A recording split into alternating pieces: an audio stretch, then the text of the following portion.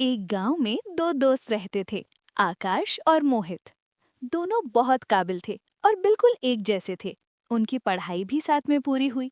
अरे आकाश, तू यहाँ क्या खा रहा है? पराठे खा रहा हूँ, खाएगा? बहुत स्वाद है। हम बहुत लेट हो गए हैं। अगर हम जल्दी दुकान नहीं पहुँचे तो मेरा पेट उस पागल सीट की डांट से ही भर जाएगा। पास के बाजार में दोनों दोस्त सेठ के यहाँ ज्वेलरी दिखाने का काम किया करते थे। आकाश, मैं सोच रहा था, कब तक हम यहाँ सड़कर ऐसे ही काम करते रहेंगे?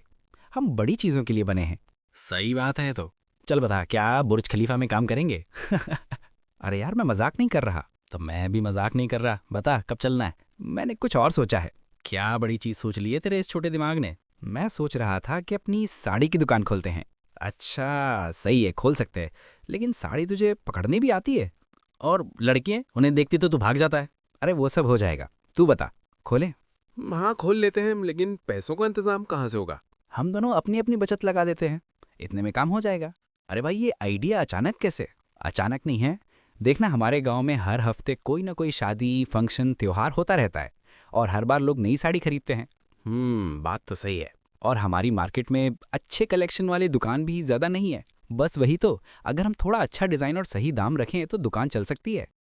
बस फिर क्या था, दोनों ने सेठ की नौकरी छोड़ दी और अपनी खुद की दुकान खोलने की तैयारी करने लगे। माल लाने में और एक अच्छी सी सस्ती दुकान किराए पर लेने में लगभग 1 महीना लग गया। आखिरकार दोनों की मेहनत रंग लाई और उनकी साड़ी की दुकान खुल गई। आखिरकार हो ही गया जो हमने सोचा था। क्यों आकाश, मेरे छोटे दिमाग का नतीजा इतनी बड़ी दुकान। हाँ भाई, मैंने भी नहीं सोचा था कि हम एक दिन इतनी बड़ी दुकान खोल लेंगे, लेकिन अब अच्छा लग रहा है। अभी अच्छा मत लगाओ, अभी और मेहनत करनी है। जैसे ही दुकान शुरू हुई, बहुत लोग आए और साड़ियां खरीद कर ले गए। दुकान बहुत अच्छी चल रही थी। ये देखिए, ये नीली साड़ी कितनी सुंदर है। केवल 1,000 रुपए की है। ये गुलाबी साड़ी तो आप पे बहुत अच्छी लगेगी भाभी जी। और सिर्फ आपके लिए इसे मैं 800 में दे दूंगा। हाँ, ये गुलाबी वाली दे दो और मेरी बेटी के लिए भी दिखाओ। मुझे वो बैंगनी साड़ी पसंद है माँ। हाँ, तो वो वाली भी पैक कर दो और दोनों साड़ियों के 1500 ले लो। नहीं नहीं भाभी जी, इतना कम? अरे चलो, दे दो फटाफट। अच्छा चलिए, ले जाइए। दिन रात दोनों खूब मेहनत करते रहे। एक हफ्ते में ही दुकान खूब चल पड़ी और जो भी पैसा उन्होंने लगाया था सब वापस आ गया। दोनों बहुत खुश थे। उनकी मेहनत रंग ला रही थी। अब उनके चेहरों पर उम्मीद और हौसला और भी ज्यादा बढ़ गया था। इस हफ्ते तो मोटी कमाई हुई है। हाँ, काश जिंदगी भर ऐसे ही चलता रहे, तो फिर हमें कभी पैसों की चिंता नहीं करनी पड़ेगी। हाँ, और फिर हम बुर्ज खलीफा भी जा सकते हैं, काम करने नहीं बल्कि घूमने। काश वो दिन भी जल्दी आए। वैसे इस हफ्ते के गल्ले का क्या हिसाब रहा? बस यूं समझ, जो लगाया था वो वापस आ गया। इसके बाद जितना माल पड़ा है उससे तो अब मुनाफा ही होगा। खुशियों को नजर लगते देर कहाँ लगती है। कल तक जिस दुकान में रौनक लगी रहती थी, वहां आज सन्नाटा पसरा हुआ था। दोनों दोस्तों की साड़ी की दुकान के ठीक बगल में साड़ी सेंटर नाम से एक नई और बड़ी दुकान खुल गई। नई दुकान चमक दमक और भारी छूट के कारण धीरे धीरे ग्राहक उधर जाने लगे। पहले जहां उनकी दुकान पर भीड़ लगी रहती थी, अब वहां कभी कभार ही कोई ग्राहक आता। दिन बीतते गए और धंधा लगातार कम होता चला गया। कुछ ही समय में हालत इतनी खराब हो गई कि दुकान बंद होने की कगार पर पहुंच गई। दोनों दोस्तों ने जो भी पैसे थे सब इसी दुकान में लगा दिए थे और अब उनके पास लगभग कुछ भी नहीं बचा था। मोहित, ये क्या हो गया यार? इससे अच्छा तो हम सेठ की दुकान पर काम ही कर लेते। कम से कम पैसे तो आ रहे थे। यार, मुझे नहीं पता था कि हमारे साथ ऐसा कुछ हो जाएगा। लेकिन हिम्मत रख, हम साथ मिलकर कुछ ना कुछ जरूर सोच लेंगे। नहीं मोहित, अब मैं इस दुकान के पीछे और समय बर्बाद नहीं कर सकता। मैंने जितने पैसे लगाए थे मुझे वापस मिल गए हैं। अब तुम्हें जो करना है वो तुम्हें अकेले ही करना पड़ेगा, क्योंकि मैं इसमें तुम्हारा साथ नहीं दूंगा। अरे पर मेरी बात तो सुनो। मैं कहता हूँ कि अगर हम थोड़ा सा कर्ज ले लें और फिर। नहीं, मैं इस चक्कर में अब और नहीं फंसूंगा। तुम्हें जो करना है तुम करो। मैं तो सेठ के यहाँ नौकरी करने जा रहा हूँ और मैं तुम्हें भी सलाह दूंगा कि मेरे साथ चलो। छोड़ो ये दुकान बुकान का सपना। अगर तुम जाना चाहते हो तो तुम्हें अकेले ही जाना होगा। मैं इतनी आसानी से हमारी दुकान को बंद होते नहीं देख सकता, और ना ही होने दूंगा। ठीक है, तुम्हारी मर्जी। बस अपने फैसले पे अफसोस मत करना। बस इतना कहकर आकाश चला गया और उसने वापस सेठ के यहाँ नौकरी शुरू कर दी। बहुत समय बीत गया और दोनों दोस्त बिछड़ गए। उनके बीच बातचीत भी बंद हो गई थी। एक दिन अचानक मोहित अपनी सुंदर सी पत्नी के साथ सेठ की दुकान पर आया। अरे मोहित, अरे आकाश, तुम यहाँ अभी तक? हाँ यार मोहित, मैं तो यहीं काम कर रहा हूँ इतने सालों से। तुम कहाँ हो आजकल और यहाँ कैसे? सब बताता हूँ, पहले अपनी भाभी से मिलो, इन्हें ही तो गहने दिलाने लाया हूँ। नमस्ते भाभी। नमस्ते भैया। मोहित ये कौन है? आपने कभी इनका जिक्र नहीं किया। अरे ये मेरा बचपन का दोस्त है, इसी के साथ पहले काम शुरू किया था, फिर ये मुझे छोड़कर भाग गया। अरे नहीं नहीं भाभी, ऐसी तो कोई बात नहीं थी। क्या कर रहा है यार, ऐसी बेइज्जती मत कर। अच्छा ठीक है, सुनो, तुम ड्राइवर के साथ घर जाओ, मैं अपने दोस्त के साथ थोड़ा वक्त बिता कर आता हूँ। वाह यार ड्राइवर, गाड़ी भी है, इतनी सुंदर बीवी भी, सब कुछ है तेरे पास। लगता है तुझे बहुत दहेज मिला था। भाभी की कोई बहन हो तो मेरी शादी की बात भी करवा दे। तू कभी नहीं सुधरेगा, दहेज में कुछ नहीं मिला है, सब मैंने और सुलेखा ने अपनी मेहनत से कमाया है। अरे ये कैसे, जरा बताता हूँ। जब तू मुझे छोड़ के चला गया था तब मैं बहुत अकेला हो गया था।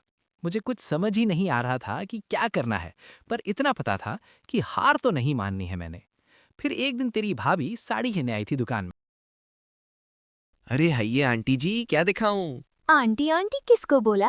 मुझे तो दूसरी दुकान में ही चले जाना चाहिए था। अरे दीदी दीदी रुकिए प्लीज, माफ कर दीजिए। दीदी दीदी लगती हूँ मैं तुम्हें? सुलेखा नाम है मेरा। और तुम्हारा? उसी दिन से हमारी दोस्ती हो गई। उससे मैंने दुकान का हाल बताया। मोहित क्या कर रहे हो? बहुत चिंता में लग रहे हो। क्या बताऊं सुलेखा, आप कुछ भी कर लूं, इस दुकान को नहीं बचा पाऊंगा अब मैं। ऐसे मत बोलो, मेरी मानो तो सिर्फ साड़ी ही क्यों रखनी? बाजू वाली दुकान में भी सिर्फ साड़ी है। अगर तुम साड़ी के साथ साथ मर्दों के कपड़े भी रखना शुरू कर दो तो शायद ज्यादा ग्राहक तुम्हारे पास आए। पर ये तो बहुत मुश्किल होगा, माल कहाँ से आएगा? और मेरे पास तो पैसे भी नहीं है। आकाश भी चला गया, अकेले कैसे करूंगा ये सब? तो किसने कहा सफलता आसान है? और रही बात साथ की, मैं हूं ना तुम्हारे साथ, क्या परेशानी है? मैं मदद करूंगी। मेरे पास कुछ पैसे हैं जो मैंने बचाए हैं और कुछ माँ बाप से उधार ले लूंगी। तुम बस कपड़ों का इंतजाम करो, पैसे का मैं देखती हूँ। सच में सुलेखा, तुम मेरा साथ दोगी? नहीं, नहीं दूंगी बुद्धू। इतना सब क्या मैंने उर्दू में कहा जो तुम्हें समझ नहीं आया? चलो जाओ, काम करो और मुझे भी करने दो। प्यार व्यार तो नहीं हो गया ना मुझसे? शक्ल आईने में देखिए। वो तो मुझे तुम पर तरस आ गया है, इसलिए सोचा इस गरीब का घर बसा दूं। अब जा रही हूँ मैं, मिलती हूँ बाद में। बस उसके बाद क्या था, मैंने और सुलेखा ने सच में दिन रात एक कर दिया। पहले तो माल ढूंढने में बहुत परेशानी हुई, मर्दों के कपड़े ही नहीं मिल रहे थे। कई जगह गए, कई दुकानदारों से बात की, पर सही दाम और अच्छा माल कहीं मिल ही नहीं रहा था। फिर जैसे तैसे हमें एक सही सप्लायर मिला, वहां से थोड़ा थोड़ा माल उठाया, रिस्क लिया और दुकान में रख दिया। शुरू में डर भी लग रहा था कि पता नहीं ये बिकेगा भी या नहीं, लेकिन हमने हिम्मत करके सब अच्छे से सजाया। धीरे धीरे लोग भी आने लगे और खरीदारी करने लगे। मर्दों के कपड़ों की नई वैरायटी ने भी लोगों को आकर्षित करना शुरू कर दिया। दुकान में पहले जो सन्नाटा रहता था उसकी जगह अब चहल पहल ने ले ली। हर दिन नई उम्मीद लेकर आता था। हम दोनों की मेहनत अब साफ दिखाई देने लगी थी। कुछ महीनों में ही हमारी मेहनत रंग लाने लगी। जो दुकान कभी बंद होने के कगार पर थी वही अब धीरे धीरे चलने लगी। हर दिन थोड़ी थोड़ी तरक्की दिखने लगी। उफ, आज तो बहुत थक गई हूँ। है ना, मैं भी, पर मुनाफा तो खूब हो गया है आज। हाँ, आज ही नहीं, इस पूरे महीने अच्छा खासा मुनाफा कमाया है। बस इसी तरह कारोबार चलता रहे तो मजा आ जाएगा। मैं सोच रही थी मोहित, क्या सोच रही थी सुलेखा? कि अगर मैं ना होती तो क्या होता तुम्हारा? तुम ना होती तो कोई और होती सुलेखा। अच्छा ये बात है, ढूंढ लो फिर कोई और। अरे मजाक था, गुस्सा मत हो जाना, वैसे ही बहुत थक गया हूँ आज। फिर हमारी शादी हो गई और दुकान तो बढ़िया चल ही रही थी। अब तो बल्कि हमने बाजू वाली साड़ी की दुकान को भी खरीद लिया है और वहाँ जल्द ही बच्चों के कपड़े रखने का सोच रहे हैं। हमारी दुकान पर तो अब कुछ लोगों को भी रख लिया है जो काम संभालते हैं। बस शाम को जाकर मैं हिसाब किताब दिखाता हूँ और सुलेखा सारा माल संभाल लेती है। जिंदगी अब मस्त चल रही है। कल हमारी शादी की सालगिरह है तो सोचा उसे सोना दिला दूं और दुबई जाने के लिए कपड़े भी ले लिए हैं। कल की टिकट है। उसे बुर्ज खलीफा देखने का बड़ा शौक था तो मैंने सोचा क्यों नहीं। अरे बस, बहुत हो गई बातें। किसी दिन भैया को घर बुला लीजिएगा और बैठे रहना, मैं कुछ नहीं कहूंगी। पर अभी चलिए, बहुत देर हो गई है। चलता हूँ आकाश, फिर मुलाकात होगी। आकाश आज भी वहीं खड़ा रह गया और मोहित चला गया। शायद बहुत दूर और कहीं बहुत आगे, इतना कि आकाश उससे नजरें भी नहीं मिला पाया और ना ही कुछ बोल पाया।